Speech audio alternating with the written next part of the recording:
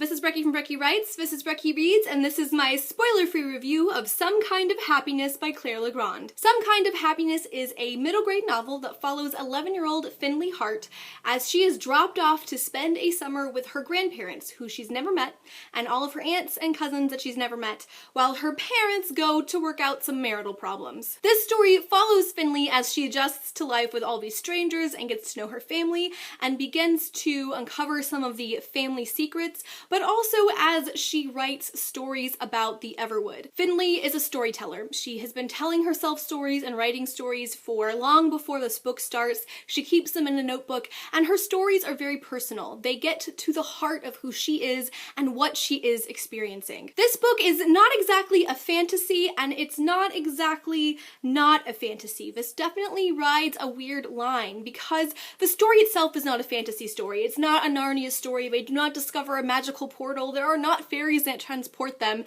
Even though this is listed as a fantasy book, the fantasy elements come from the stories that Finley is writing, and peppered throughout the chapters are sections of the story that Finley writes that parallels what she's experiencing in real life. So although the real life stuff has no fantastical elements, there is quite a lot of fantasy woven into the story through the stories that Finley herself is telling. This is the story of Finley getting to know her cousins, of Finley getting to know the neighbors, and of Finley getting to know her father better through his family. This is the story of Finley uncovering a deep, dark secret that has affected the whole family, and what that means for her as the outsider to begin to realize that not everything is as it seems. I loved this, and I've given this somewhere between a 4.5 and a 5 stars. Initially, I felt very strongly that it should be a 5-star review, but there are a couple places where the pacing just is off by about a half a beat towards the end that make it not quite perfect,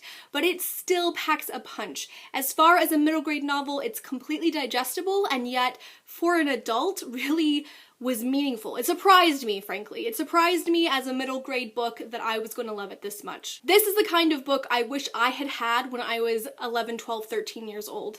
The struggles that Finley has, the feelings of panic and anxiety and even depression that she begins to articulate without those words because she's 11, who knows about that stuff at 11, are things that if I'd had, I wonder if I'd been a much healthier child, if I had been able to have been given the language. The struggles that she has because she sees her parents' unhappiness, the struggle that she has because she sees how a secret is harming her family are just fantastic, and it is so well described. It is so well told. It is just beautiful. And if you are someone who is a little bit worried about whether or not you're going to like middle grade, I would suggest this. It's quite sophisticated, but again can be digested on a younger level as well as on an adult level. This is a story that isn't exactly fantasy, but it's not exactly just contemporary either. It rides that line in a way that is truly magical, and I read this. I read this in the course of 2 days. I absolutely loved it, and I just think that Claire Legrand is a fantastic writer. I'm going to be picking up more of her works, but this was like a 4.75. I mean, it leans heavily towards the 5-star because I really, really enjoyed this. I highly, highly recommend it, and I think you all should check it out. It's a beautifully told story. It's a great blend of fantasy and contemporary, and I think it's fantastic.